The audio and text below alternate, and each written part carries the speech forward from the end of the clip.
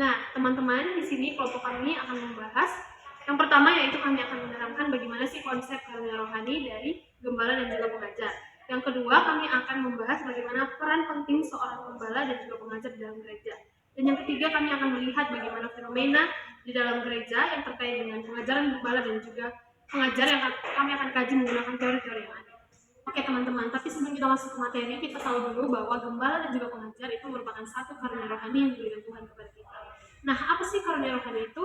Menurut John Stott, di halaman 113 mengatakan bahwa karunia rohani merupakan kecakapan-kecakapan tertentu yang diberikan oleh kasih karunia dan kuasa Allah yang menetapkan orang bagi pelayanan yang khusus dan juga sesuai.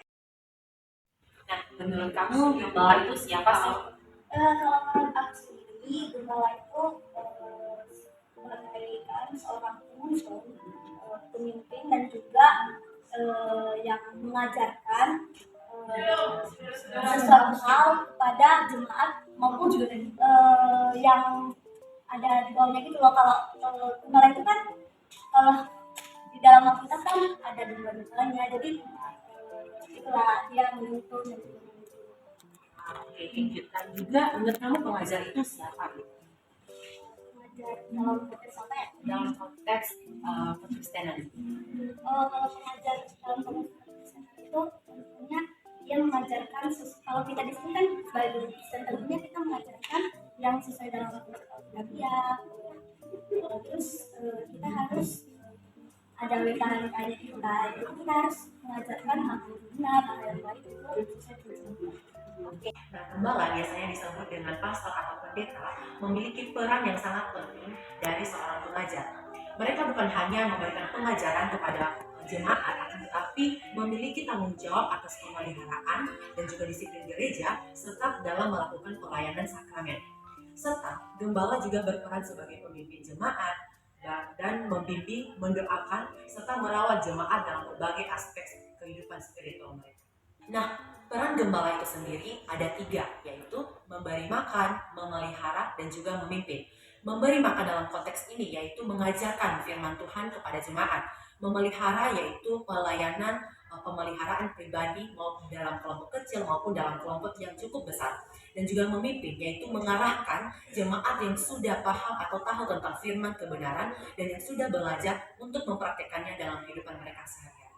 Sekarang kita akan melihat pengajar dalam sebuah gereja. Ada beberapa poin yang perlu kita perhatikan, yaitu bahwa pengajar tidak turut ikut dalam menjalankan disiplin gereja atau memperingati jemaat-jemaat di dalam gereja, karena peran itu adalah peran gembala. Pengajar hanya bertanggung jawab dalam penafsiran yang alkitabiah dan menjaga doktrin yang murni di antara orang-orang percaya.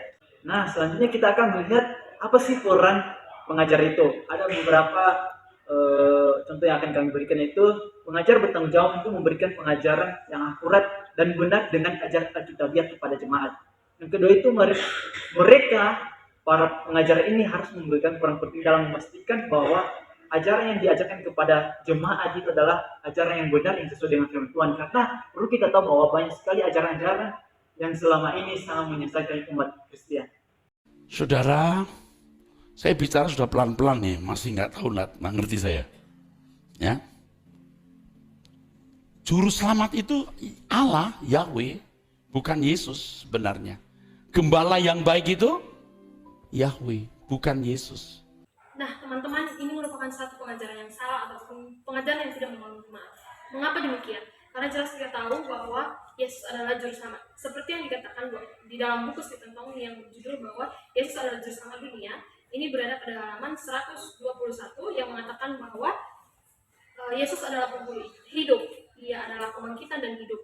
Ia memiliki kuasa hidup dan kuasa kebangkitan itu. Yesus juga adalah Tuhan atas kehidupan yang sudah mengalahkan maut, mengalahkan dosa, mengalahkan kejahatan, mengalahkan setan, dan memberikan pengharapan yang baru bagi umat manusia.